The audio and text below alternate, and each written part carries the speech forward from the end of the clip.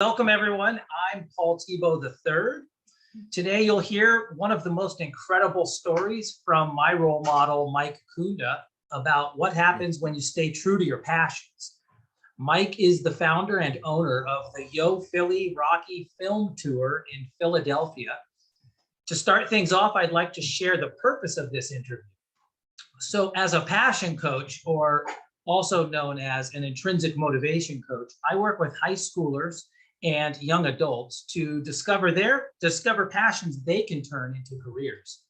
My service is based on research and professional and personal experience that shows when careers are based on what people are intrinsically motivated by, they use their talents more often, as Mike definitely does. They experience higher levels of purpose and meaning, as Mike definitely does, and they are more successful, as Mike definitely does.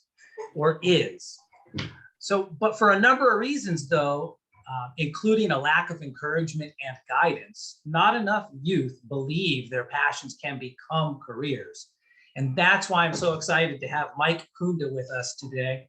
Mike is what I call a passionate professional, meaning he turned his passion into a career he loves and is successful at.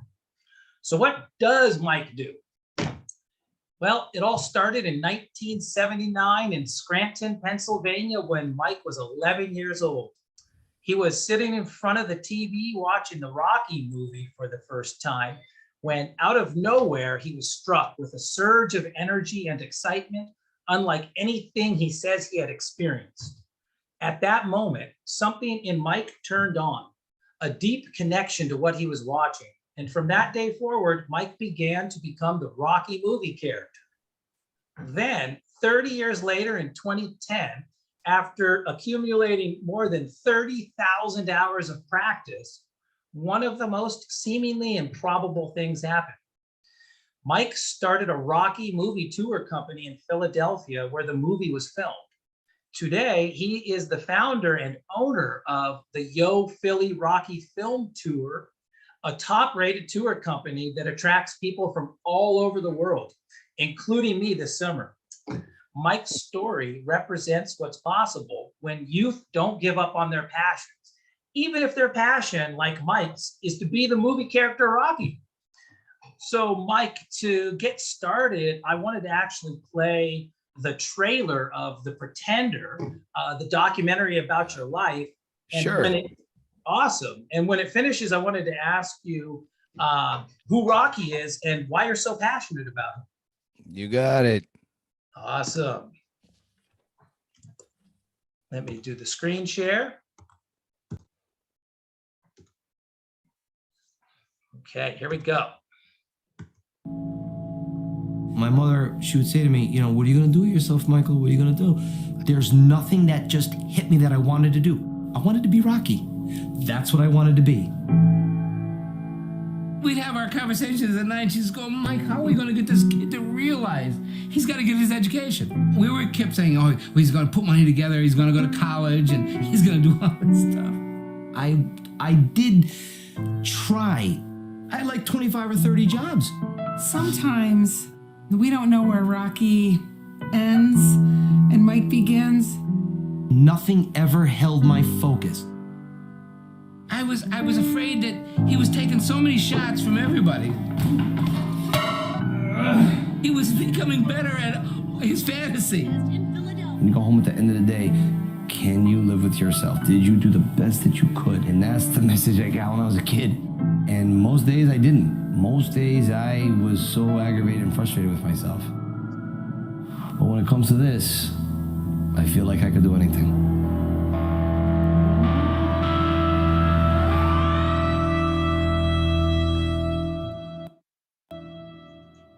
Okay, let me come back to you, Mike. Give me a second there. There we are. Yeah, Mike. So who is Rocky and why are you so passionate about him? For me, Rocky's always been he's always been that whisper in your ear that you can keep moving forward. When I played high school football poorly, I was third string. He was the last player on the bench with me saying, it's okay. You're here. You've made the team. That's something.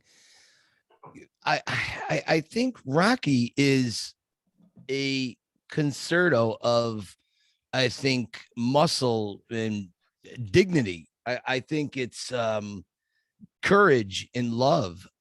Rocky, it makes you want to achieve. For me, Rocky is the purest form of passion I had ever seen in my life up to that point. Um, why Rocky? Why not Luke Skywalker or Indiana Jones? Nothing wrong with those heroes. They're great, but you know, there was something about the character of Rocky, his solitariness, his loneliness. Now, I come from a very good family. My mother and father, very encouraging, very loving, great parents. But there was something in my DNA, insecurities just took root very, very early, and I couldn't shake them. And I saw that Rocky had these very comparable insecurities.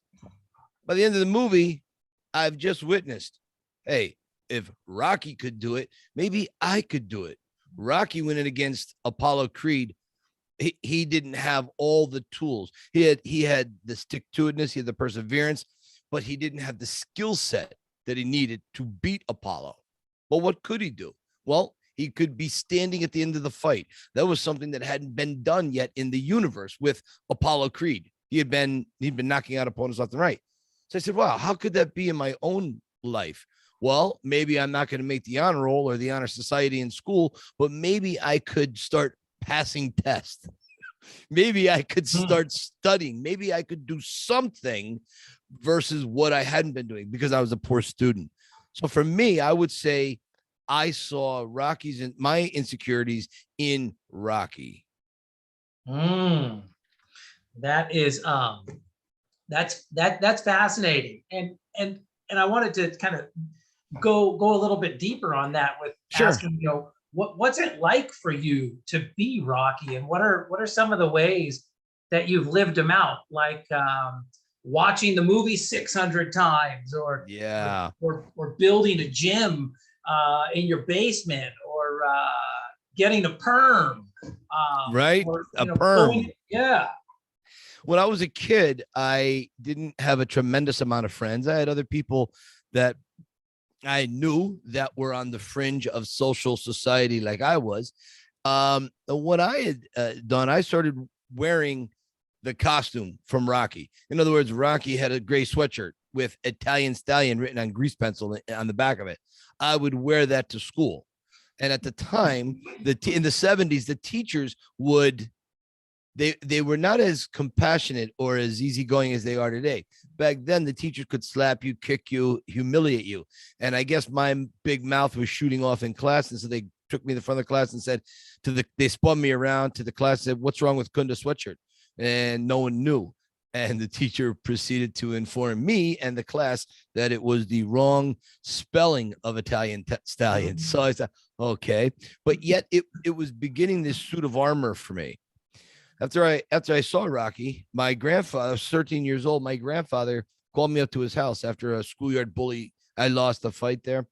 And he gave me his black fedora and black leather jacket. And anyone who knows the character of Rocky, specifically Rocky 1 and 2, he has this fedora, dark fedora and leather jacket.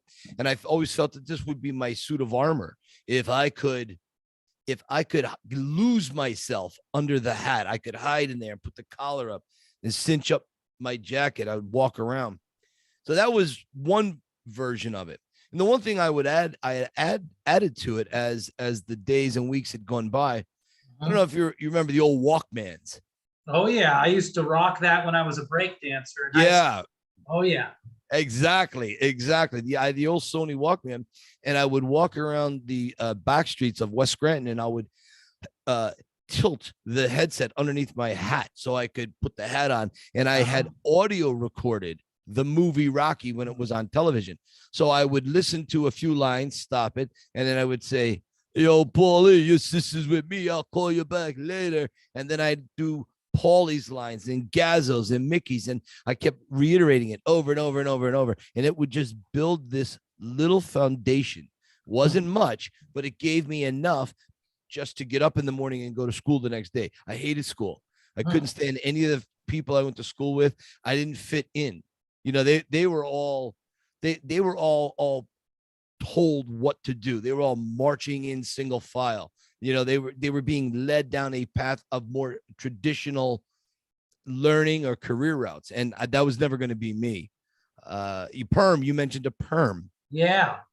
There was a time in 10th grade where I was born. This is my hair is natural now. This is how my hair is. But when I was in 10th grade, my hair was literally poker straight. Like the worst head of hair you couldn't have had. I had cowlicks all over. And Stallone has this incredible thick hair of dark, wavy. It's like a pompadour. I got to get that. If I'm going to be this character, I need that hair. But yeah, I'm not a genetic scientist. I couldn't change my DNA. So what could I do? Well, I went to the barber whose name was Ray Surge, and I said, what are you going to do? So he sits me down. He curls my hair with a curling iron, and he goes, let's do this. Let's do that. And it was close to what I have now. And I go, oh my God, this is amazing. He goes, okay, now this is going to only last until you go home and you'll wash it out in the shower. He goes, but if you want to do something, we'll give you a perm. What's a perm? Well, we have these little rollers here. And he goes, I said, rollers in my hair like a girl? Nope. And so I fought the idea briefly, and then I surrendered to it. I said, okay, this is what I have to do to attain my brain, my goal of being Rocky, because I was very delusional back then.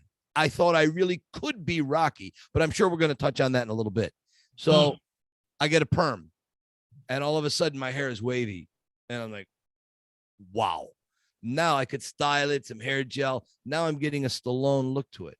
But I'm only in 10th grade, so I'm perfecting the Rocky snarl, versus just normal. But it was difficult because back then I hadn't understood the subtlety of what it is to do a Stallone impression or the essence.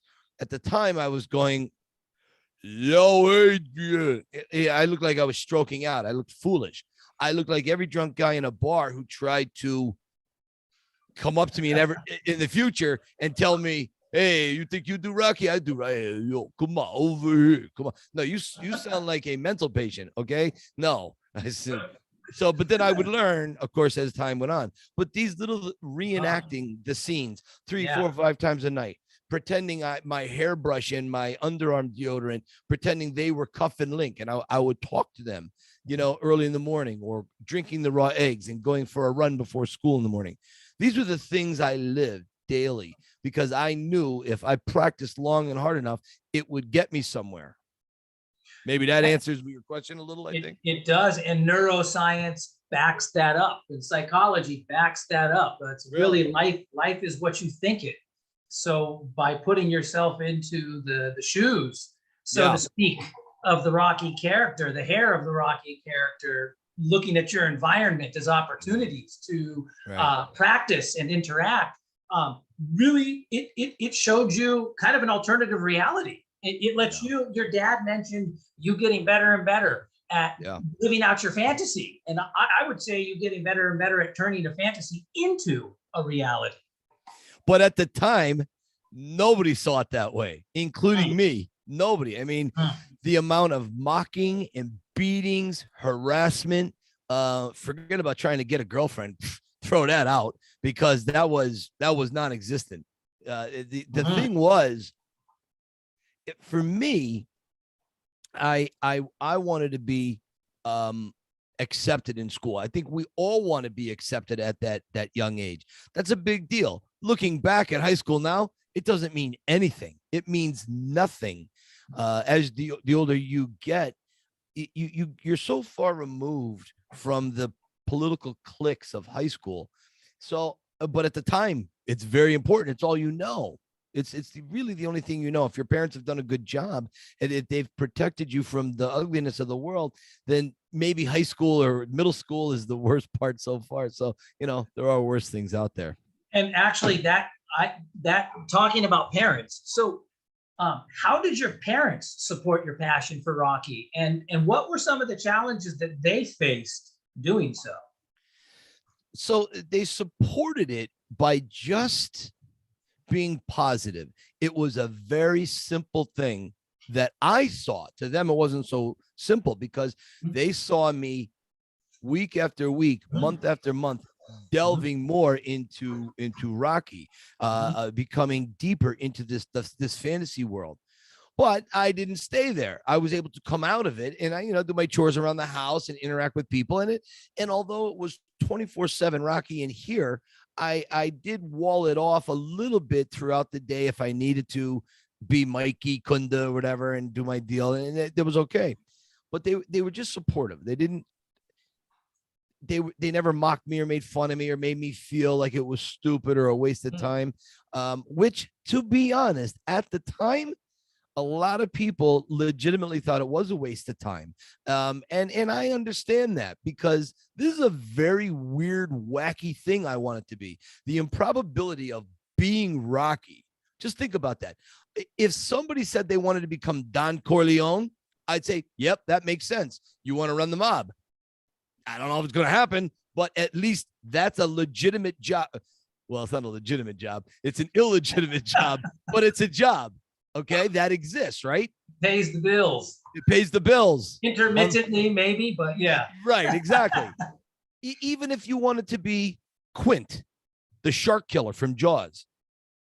Well, you couldn't be him, but what could you do? Maybe you run fishing tours out on the ocean. Maybe you become some type of shark's doctor or something. That you could do something with that. But Rocky, you want to become Rocky. Rocky, not a guy who becomes a boxer. Not that. Not a guy who becomes an actor. All right. Not that. You want to be Rocky. And what was the qualification? What was the goal in being Rocky? Wearing the hat and coat, walking around Philadelphia, promoting Rocky to get paid for it. That was the extent of what I wanted to do as Rocky. That is mentally irregular, as Rocky would say. at 13, 14. Yeah. It's I mean, I think you just said it all. But yet, Mike, despite all of that, you've been going for 40 years. So in other words, what gave you the determination not to give up on a passion that so many people, including yourself, thought was irrational, impractical, and would never lead anywhere? Lack of choices, not believing in myself, and insecurities. That really was the cocktail that kept me coming back to Rocky, because Rocky was always my North Star. As corny, as cliche as that may be, as people watching right now may say, Rocky and North Star. You know what, guy? I'm not seeing it. That's okay, because I saw it at the time. I was like the only one that saw it at the time, but that's what I saw. My insecurities rage. To this day, I'm going to be 54 years old. To this day, insecurities still rage. But the lessons I learned, and you can't discount my parents either. They are very constant through my life, through all the fork in the road moments, okay, the changes and so on. They're always there. They're the undercurrent of nurturing and development. And I know we're probably going to talk about that later, but I'll say it now and I'm going to say it later. Parents should always listen to their children. You should always check your children's toolbox, their mental toolbox. What is their natural inclination in life? Do they like to argue? Maybe set them towards, help them realize what a lawyer does. Do they like to build blocks or something? Maybe they'll get into construction. So that is very, very important. But Rocky, the reason I stay with Rocky was a square peg, round hole. I was a square peg going into a round hole. I never fit in. I just couldn't fit in on the edge, and I was always being pushed out. Maybe because I was so odd. And I would watch Rocky. Now, here's a man who was strong, muscular, tough. He took the hat and the coat off, and he had this teddy bear heart. He wanted to help people. He wanted to help a girl stop smoking and drinking and cursing on the corner. He wanted to help his friend Paulie, who was very negative. He even extends a gracious hand to Mickey to be his trainer after Mickey humiliates him in front of the gym. So I thought, my God, this character is being yelled at by everyone in the first half of the movie. Yet the second half, when he could say, no, I want nothing to do with you, what does Rocky do? Rocky takes the higher road and goes, you know what? Come on along my journey. If I can help you, Come on along. And I recognized that. I said, wow, what a great way if we could all live our lives that way. It's not always practical. I understand that. But if that's the goal, if that's what you shoot for, if that's what you try to really attain, then maybe more days than not, you'll come close to hitting that. And that's really the thing with Rocky for me. Being true to yourself, not. Oh, yeah. Right. Yeah. And you, Mike, you said when we first spoke, you said that one of the differences that between you and a lot of your peers in high school was that while they were off doing things, dating, hanging out, partying, you were practicing being Rocky. And so what was that like, being kind of the outcast, being off doing something that so many people couldn't relate with? You know, I wrote some thoughts down here, and I'm looking over them now. And the one I have in big letters, lonely, under that question. It's very, very lonely. Never fitting in. Decisions were always based out of fear. I had zero interest in school. For me, I got to a point where I stopped having that need for the acceptance in school because I was never going to get it. It was never going to come. So I said, okay, I'm too strange to fit in. So what can I do? Well, I can just go my own way. I really can. And when you come to that realization, it's very freeing. And you say, okay, they're going to laugh at me no matter what I do. No matter what, I'm goofy. And so, okay, I can't stop them from laughing. Well, what can I do? I can keep pursuing the thing that inspires me. What is that flame that flickers 24/7? What is that thing? Oh, it's this Rocky thing. Well, let's start doing more of that. Let's go to the university. My grandfather was a janitor at a local university, and I had learned from spending during the week. I'd go to school. I'd go to work with him. And I would spend time in the University of Scranton's library, and I would look through old microfilm of old interviews Stallone gave early in his career. And I'm talking in the mid 70s, like when Rocky first came out. And I would read these because there was no internet. There was no access to any back issues to read. You couldn't just go on Google and Google New York Times interview 1977, Sylvester Stallone. So I had begun doing a lot of that type of research in libraries because I wasn't going anywhere else. I wasn't going to football games at that point. I did go because I only played football for like one season. And in my senior year, I did go to one or two games. Like I walked over with this one guy I knew, but didn't last long because I discovered girls, and girls liked a guy with money so he could have a car. So I quit doing everything with the exception of Rocky, and I got a job at a grocery store. So I could afford money for a very ugly car. I'm digressing anyways. Go ahead. I'm sorry. No, well, you mentioned lonely.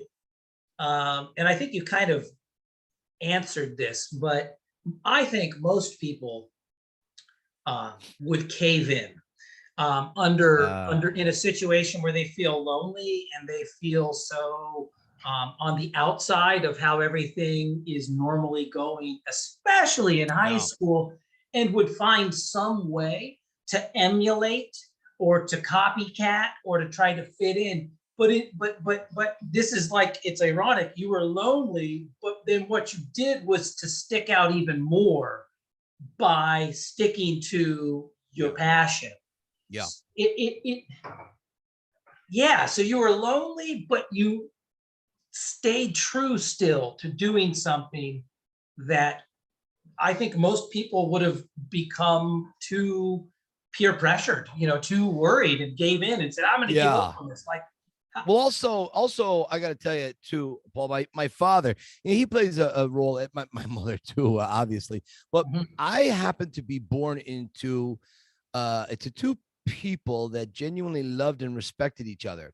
My father, he got a bum rap early in life. He was only able to go to school until 9th grade. His mother died, so he had to drop out, and he had to work with my grandfather, who was a tailor. That's how my father learned to become a master tailor, but they don't make a lot of money. Anyways, my father growing up as a kid loved Davy Crockett, and he would emulate Davy Crockett around the house with putting old blankets over the banister on the back porch, pretending it was a horse, tying a jump rope around a pole as reins, and the Santa Ana army coming over, and so on and so on. He made his house to be the Alamo, and he would tell me and my brother these stories. And as he's telling me, I'd be laying in bed, go to bed, whatever. And as I drift off, I go, Dad had this crazy imagination, but he did okay. He got married. He met someone. He's having a family. He's got a roof over his head, paying the bills. I don't know. Maybe I could, maybe I should keep following my dreams, or my passion, as it were. And again, teachers had a hard time relating to me. Teachers really weren't very supportive at all to me. And so in a real way, you had family to look to provide you with that inner sense of security that, hey, even if I'm still lonely and an outsider at school, that's okay, because I'm Mike Kunda, AKA I'm Rocky, and that's who I'm going to be. That's who I'm going to be. Yeah. I really, it's a weird thing, because I knew I could never be Rocky, but that's what I wanted to be. But I knew it was irrational. It was an impossibility. It was not going to happen, because I never wanted to get punched. I never wanted to hit. I got into schoolyard fights, and I hated it. I hated being pushed around and bullied. And I always operated out of fear. And that's the thing that held me back the most, fear. My parents could only help me so much. At some point, when you're 14, 15, 16, 17, 18, fear, if it takes hold of you early and you don't know in your mind to say, wait a minute, fear's my friend. I'm gonna be best buddies with fear. Fear's okay. I'm gonna learn. I'm gonna fail. I'm gonna learn. I'm gonna fail. And at some point, I'm probably gonna have a win. At some point, I don't know where, but I will. And I did. But it's difficult. Like when you have a high school guidance counselor telling you, sit with me. So we're going to sit for 10 minutes and we're going to talk to all the graduating seniors. And I'm dressed as Rocky in this guidance counselor's office. I've got the fedora, the jacket on, my grandfather's hat and coat, and I'm affecting a Rocky-esque voice, mouth, whatever. And he goes, what do you want to do with yourself when you graduate? Now, mind you, my grade was like a D+, C-. I mean, I was just a horrible student. And he goes, you want to go to college? You want to go to community college? You want to go to the military? What do you want to do? I said, well, I want to be Rocky. And he goes, oh, you want to be a professional boxer? I go, no, I tried that, and that didn't work out too well. So, and he goes, oh, you want to be an actor like Stallone? I go, no, not really. Well, what do you want to do? And I said, well, I want to wear the hat and coat and walk around Philly, get paid to promote Rocky. He goes, get out of my office. You're mocking me here, and I'm trying to help you. And so he called my mother, and my mother was like, no, you don't understand. My kid really believes he wants to be Rocky. Probably going to get a job at a warehouse or somewhere. And that's probably where he's going to go. So she reassured him that I wasn't really, being a jerk to him. He asked me a question. Well, what was I being authentic? Yeah. I was being authentic. But what was I going to do? I'll tell you, Paul, I was never more afraid in my life than my senior year in high school, because all my peers, my classmates, they were all walking around like they had a motor on their backside, like they knew where they were going, whether it was the military or college or the family business or a trade school, something. They had purpose. They knew what they wanted. I knew what I wanted, but there was no Rocky school. Okay. There was no pathway. No pathway to get there. Yes. None. And I said, what am I going to do? I'm never going to meet a girl. You got to have a job. You got to buy girls nice things. I mean, the stereotypical things that a lot of guys have, but a lot of other guys became electricians, power linemen, whatever. And I just bummed around from job to job for 10 years and probably 20, 30 jobs in 10 years. I was a police officer at one point. Well, and I was going to ask you, well, if you were a high school counselor, and someone walked in and told you what you told that high school counselor, in retrospect, what would you tell a student who told you they wanted to be Rocky, not an actor, not a boxer, but Rocky? Am I me on a second career after my tours in Rocky, or has the Rocky tours never happened with me? Because that's how I can answer the question. I would say to whichever feels natural, but I would say today. if you went All into right, the so role of a high school counselor. all right, You let's met say I sell my business, right? And I Okay. take all the lessons I've learned from Rocky with me. And some crazy reason I want to go and be like some type of a counselor, a part-time counselor to kids. And they're able to come to me and talk to me. Oh, I tell them nothing is improbable. Nothing.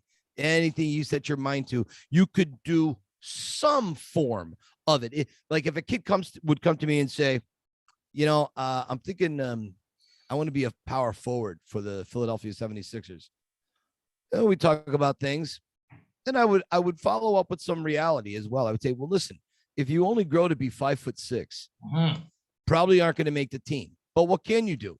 Maybe you develop the greatest pair of sneakers. Maybe you're the team, maybe you write new plays. Maybe you're the team doctor. Maybe you have a drill so great that no team could be without it. You sell your knowledge. You spend the next 30 years of your life learning how to be the best at it. So you aren't a power forward, but you are part of the team in some manner. That's why I always tell parents, check your children's toolboxes. Pay attention what goes in that toolbox as they grow and develop over the years. It's very, very interesting because kids don't always know what's in their own toolbox because they want to meet girls and sports and they're stressed out about testing and so on. And I think it's the job as parents to really say, I don't know, little Johnny's got, I don't know, he's going this way, but he's got nothing. We think he's going to fall flat. And I'm not even saying to discourage him from falling flat. Sometimes falling flat early on is good. It was for me. I'm living proof falling flat and failing is one way. I don't necessarily recommend it, but it works. I mean, well, I got to ask this question. I know Sue and you. I know you both don't have kids, but if you did, Mike, how would you support your children's passions? I would spend time with them. I would just spend, like, the phones would stay home. There would be no, it would just be out, a walk it would be some, father, son, father, daughter bonding time for me, my view. And I would do that throughout their young lives. I really would. And I would really be checking in. I would be very, very present. Even if it meant the job I was doing didn't allow me to be present. I would change the job. Whatever that would mean, because I believe knowing where your children stand as they grow and develop, because what was an interest a month ago may no longer be. So to know where they are is very, very proactive, I think. And then I think giving them opportunities. There was a time where I was starting to go down a road of wanting to be a boxer. I am not the boxing type. My father, Larry Holmes, at the time was a 1982 heavyweight champion of the world. For 7 years, he was one of the greatest champions of all time, and he got his professional start in Scranton. There was a man no longer alive. He was a fight promoter. He also ran the Howard Johnsons in DuPont, Avoca, Pennsylvania, and he would always come in for tuxedos at my father's store. And they would have a lot of conversations, and Lou knew Larry. And Lou said, why don't you bring the kid down? Bring your kid down Saturday morning. I'll have the champ call on the phone, and maybe the three of us, we can give your son. No one ever discouraged me. But what they did, they gave me the information I needed to make a much healthier choice. And when I sat there were all these boxing pictures on the wall of these men with broken nose, cauliflowered ears, eyes heavy with the scar tissue. And you're looking at it, and they're all holding the fist up under that's how boxers greet each other. How you doing? And they all had that under Lou's chin. And Lou just talked to me. And he the first question he'd asked me was, Michael, have you ever been punched in the face? And I go, not really. I mean, pushed around, slapped around, kicked, but not punched me. He goes, okay. He goes, and then he went down a whole litany of things. Near the end of his 12-minute speech to me of what I could expect, Larry Holmes calls. And the first thing he says to me, he puts it on speakerphone. He goes, "Hello, Mike." He goes, "Listen, you want to be a boxer? You got to make a bum drunk before you mug him." And I look at my father. My father goes, "I don't know." And Lou goes, "I don't know." Years later, I had another conversation. We had interviewed Larry for The Pretender. We interviewed Larry for 2 hours. We went out to his bar in Easton, and he didn't make the movie, unfortunately. But I had told him what he said to me, and he actually remembered it. He goes, "I remember." He goes, "It was a Saturday. You were in Lou Del Vecchio's office." He goes, "I do remember it." He goes, "That meant you got to work a boxer. You just can't go into a ring, hit a guy once, and the guy goes out and you win. It doesn't work that way. This guy is going to try to take your head off. So you got to train, and then you got to work real hard in the gym, unless you get in the ring, unless you get a lucky punch, which that doesn't happen." So they had really opened up my eyes, and that's just a parent listening deeply and not dismissing it. You know, oh, you want to be an astronaut? You can't be an astronaut. Come on, you're, you have half a brain. You cannot be an astronaut. But if you believe in your children, if you truly want the best, then I think you go to whatever lengths you need to go to give your children that best information that they can make a most logical choice from. I continued making severely illogical choices, but I was on a road with one trip, one way. That was it. You mentioned in the documentary the dark years, right? Yeah. So what? Yeah, and what did that teach you about your passion for Rocky and about life? What are the dark years, and what did that teach you? When you have to, corporate retail is a very difficult place to work. I definitely could never go back there. You're only as good as yesterday's sales in corporate retail. And I had worked my way up. I became a general manager and an optician, and I had done okay for a guy with no college education.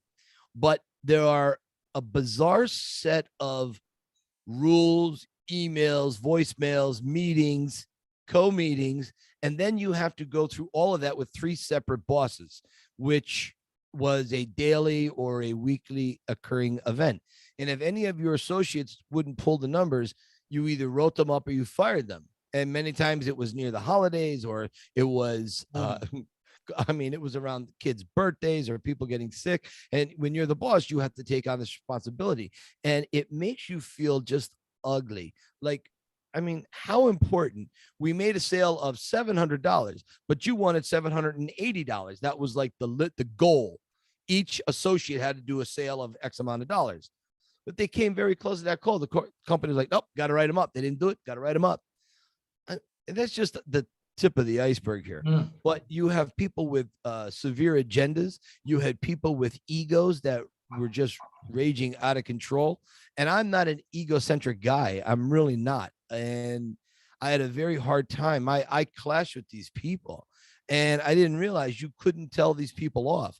And then I got fired in 2008 when the American economy really hits the skids pretty badly. And there were firings all over. Millions of people were out of work. They were losing their houses. It was crazy time. And that whole time, the bitterness and the aggravation and stress I felt was being reduced by Rocky, because I couldn't watch Rocky as much. I couldn't emulate the character. I had this professional job. I was responsible for like a $2.5 or $3 million business. So I had to really be focused. And Rocky, Fantasyland wasn't working as well as I was hoping it would work. I couldn't drop down to Fantasyland. So I put Rocky away for a few years, but not really. I would walk the dog. I would have the fedora and the jacket on. And I would just walk the dog around the neighborhood, and I would talk to I had an English Mastiff named Butkus. And that's, of course, Rocky's dog was Butkus. And so I would just have these conversations with Butkus. And I would play Rocky for an hour while I go walking with the dog, and I come back home and back to reality. But that character, that mindset, that taking the higher road always resonated so profoundly with me.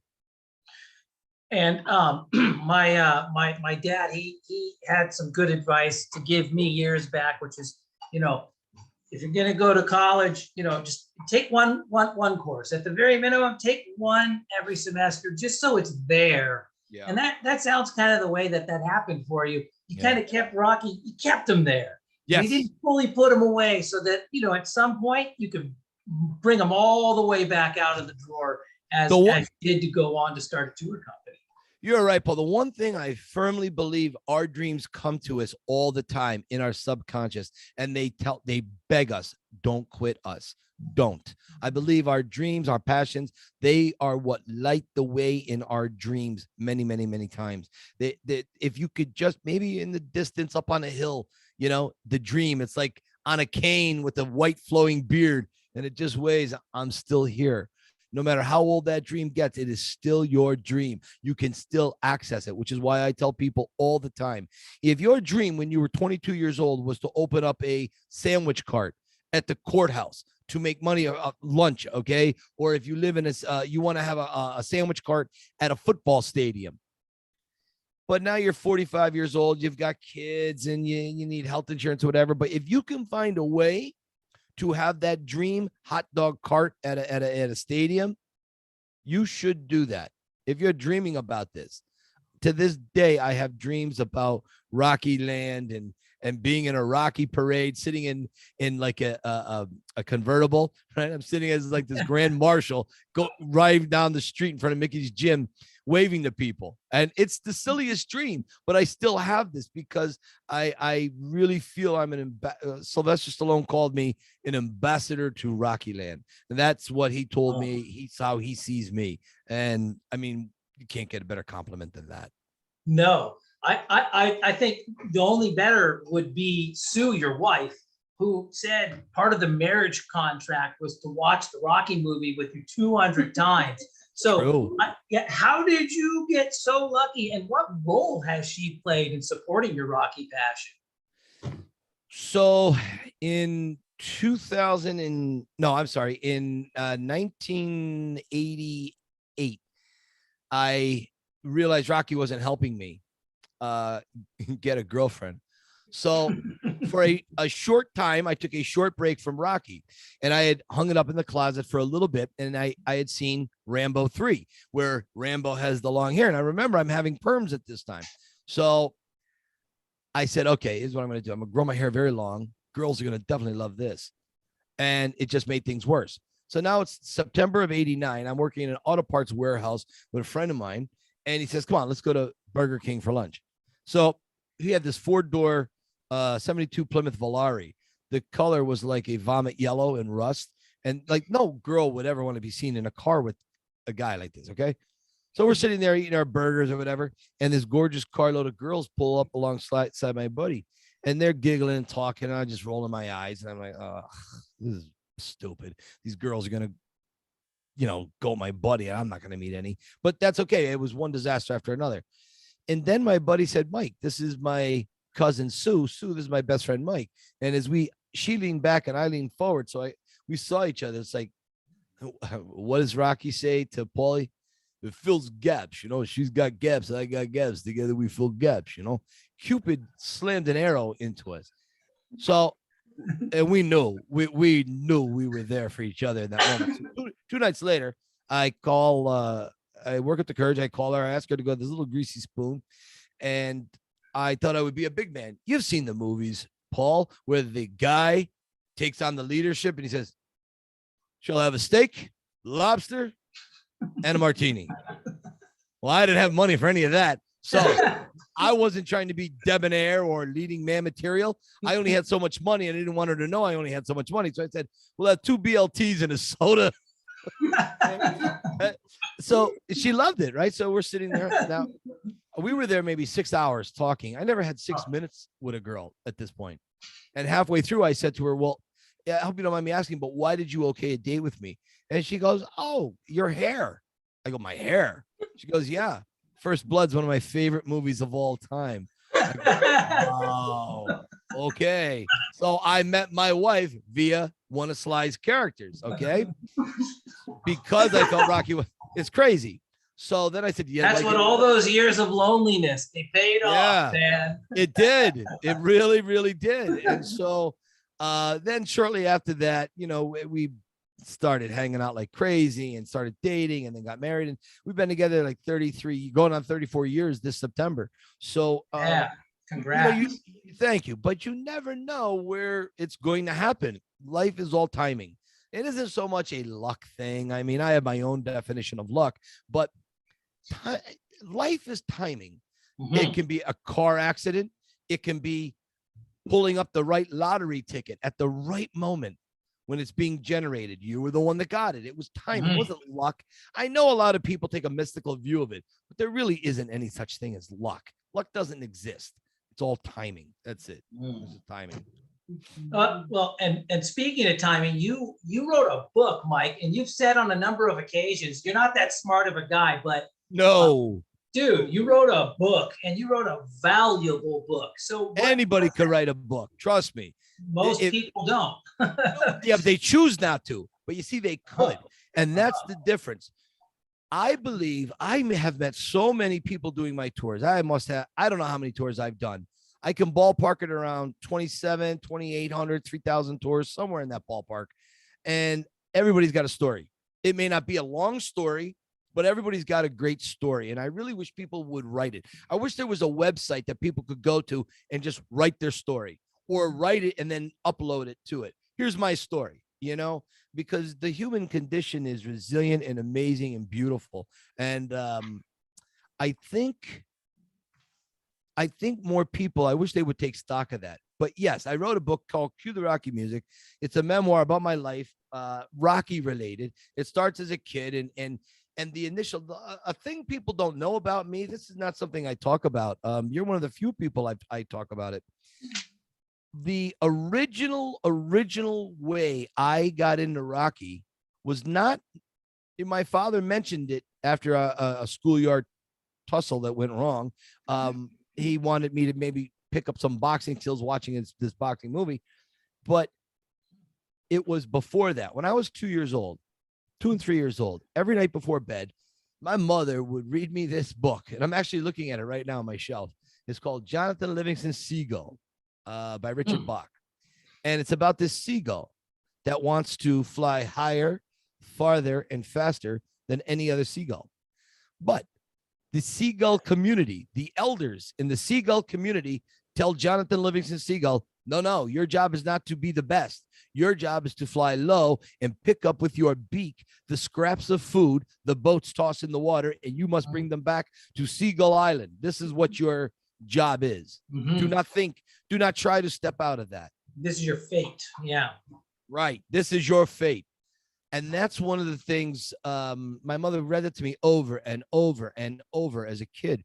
And I felt and he ends up being the best of the best. And then he goes on to train seagulls to step out of the mold and move on. Don't listen to what people tell you. If you want to be the bird that picks up the stuff off the ocean, all the more power to you. Nothing wrong with that. But if you want to be different, if you want to do your own thing, then don't listen to anybody else. You do you, as people say nowadays. And that really was the catalyst for me. But a lot of people don't know that about me. Yeah. And that, Mike, that actually, like, so there's so many kids. That makes me think of all these kids that are out there who don't have parents that support their passions. So like, why should a parent support their child's passions to begin with? And what advice would you give kids whose parents don't support their passions, whose parents didn't give them those experiences that you just described that were life-changing for you? Parents got to look down the road 60 years when they're old and infirm. Who's going to take care of you? Now, if you don't take care of your kids early on, they're going to grow up to be bums. Maybe they're going to have no money. Maybe they're going to be living in a one-room apartment and they can't take care of themselves. So when you get sick, as most of us will, the older we get, you draw out the timeline. You want your kids to be there. Hey, I changed your diapers 1,000 times. You got to change mine now. Okay. So that's one thing. Honestly, my father and mother always told my brother and I, they just wanted us to be more successful than they were. That was their hope for us. Now, the one thing I didn't mention, and it ties into this, one of the things that was very hard for my parents to watch as I was going down this rocky road was my lack of education. My mother begged, pleaded, and hoped I would go to college and get an education. She says it in the documentary. She said it to me all the time growing up and as a young adult. And yet she never discouraged me from this rocky thing, not once. But she goes, why don't you maybe get something like a backup just in case? Boats have a dinghy, right? I had no dinghy because I am the dinghy. So I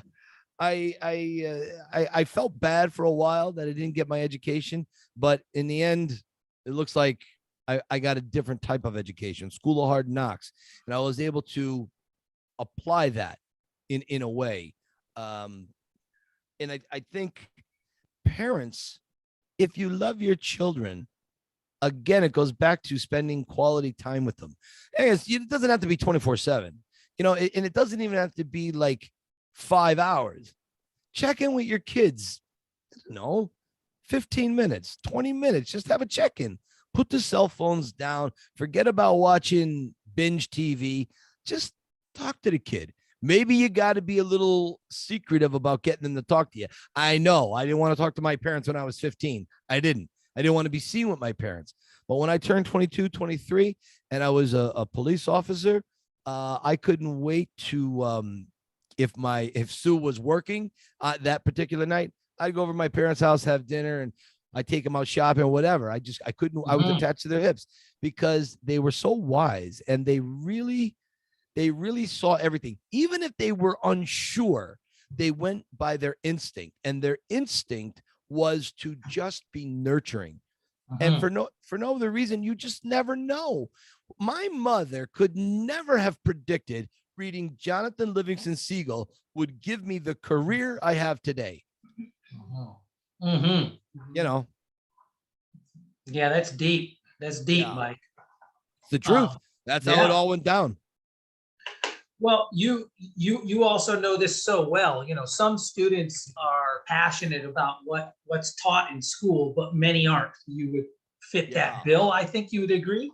So how can schools, kind of moving from parents, how can schools do a better job of supporting students whose passions aren't school, aren't being taught in the classrooms day to day in school, aren't offered in the curriculum at school? First thing I would tell them is to hire a passion coach. That's number one. The second thing, you gotta, maybe even first, I think the first thing you gotta do is find teachers with passion. A lot of teachers are in it for the benefits. And I mean, I know the pay isn't the greatest pay in the world, but there is good health benefits. That's a big thing. That's one of the things I wanted to say about Sue earlier. That's one of her sacrifices she makes for me. She has been in retail for 20 plus years, maybe 30 years. And, there have been good companies and crappy companies she's worked for. But the one thing they all had was health benefits. The one thing I don't have is health insurance. I don't have that. So I have to get it through my wife. And she knows what this means to me, what my rocky world means to me. So she has sacrificed other jobs that were better jobs, but the health insurance wasn't as good. So she sacrificed there to stay. Now, she wouldn't have sacrificed if I wasn't making money at what I'm doing. That's the other thing. Believe me, my parents, anyone around me who was in my life, if I wasn't making money, believe me, I wouldn't be 54 years old running around Philadelphia just as Rocky. I'd be working in a factory, in a warehouse, a cubicle, an Uber driver, a Walmart greeter, a Lowe's, a Home Depot. I would be working probably 3 jobs. But the fact that my passion has paid off in a career, my wife said, well, makes good money. So, okay, my thing will be the insurance. But I got to keep the tours up. I got to keep them fresh and inventive. And you get people coming back 2 and 3 times for a tour. It's like, oh my God, I'm going to take them around the same things. It's very stressful. But, I'm rarely at a loss for words. And I have a lot of stories, time I've spent with Sylvester Stallone, and the stories he shared with me, my time on the set of the Rocky and the Creed movies. So I'm never at a loss for words. I can always come up with something. But I think that's the thing. I wrote that down earlier. I wrote down teachers with passion, hire passion coaches. the arts department. This is something that I think gets overlooked in schools.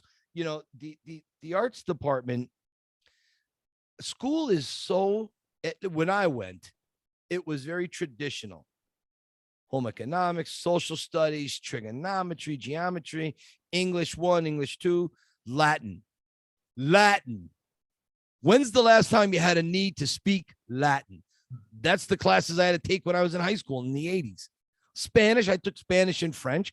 I ain't going to ever go to France, but Spanish probably would have been good, but I don't remember any of it. So it doesn't matter. It was just wasted time as far as I was concerned.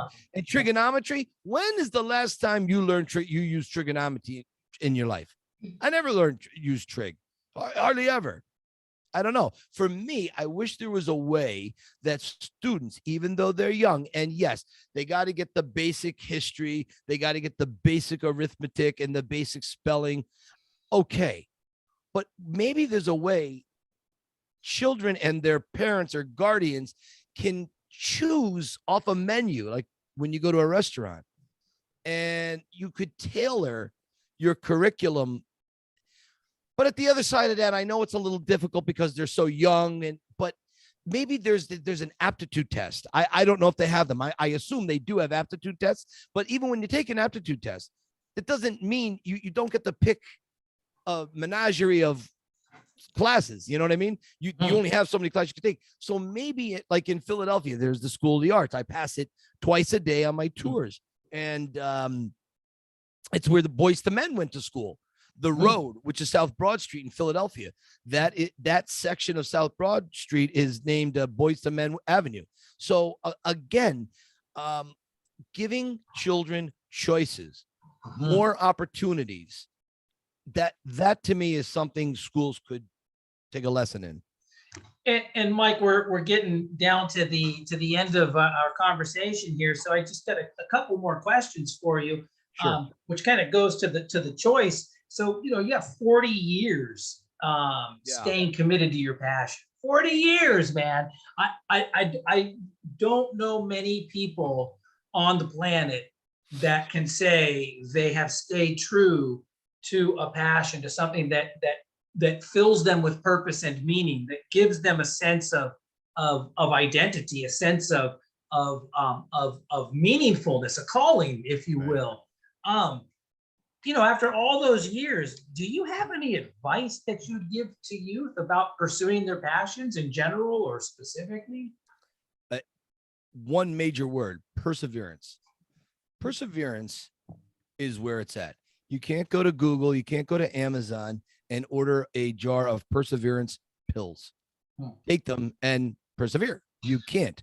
You have to do it through sacrifice and pain and humiliation and failure. And then you might learn, if you're smart, you'll learn a little something from that. And then on your next opportunity, you're going to fail with humiliation again. You're going to crash and burn. And you have to accept that. You say, you know what? Here I am, world. I'm going to fail huge in front of everyone. That's okay, because I'm going to get back up. I'm going to dust myself off. I'm going to keep moving forward, because that's what it is. That's how you attain. That's how you get closer to your purpose. It's not easy to find your purpose in life. I didn't get my purpose until I was about 38. I didn't realize wanting to be Rocky was a purpose that would lead into the tours, that would lead into people coming from around the world to bond with this character, a bucket list thing that you just can't see it then, but there is some, you can't speak it. There's no word for it. There's just something, some X factor that's there. I think you have to eat, sleep, drink your passion. You cannot just, you got to work at it. And that's really what my definition of luck is. I hate when people say luck, because there is no luck. Luck to me is opportunity and practice. So timing and practice. What have you worked at? If you're a football player, if you're a golfer, if you're going to dental school, whatever it is, you work, and you dedicate yourself to this, whatever that dedication entails. And then you get an opportunity. So you got your practice and it T-bones with opportunity and timing. And that's it. Are you prepared? Are you ready? Because really, at the end of the day, all you can really ask for is to be given a chance to fail on your terms. So that's it. Don't just look at me and judge me and say, I don't know, guy looks like an idiot. I mean, I don't think we're going to hire him. Talk to me first. Give me a shot at the interview. Don't dismiss me. Now, if I screw up, if I don't have the qualifications, well, then you should get rid of me. Then that's on me. I did not do my due diligence.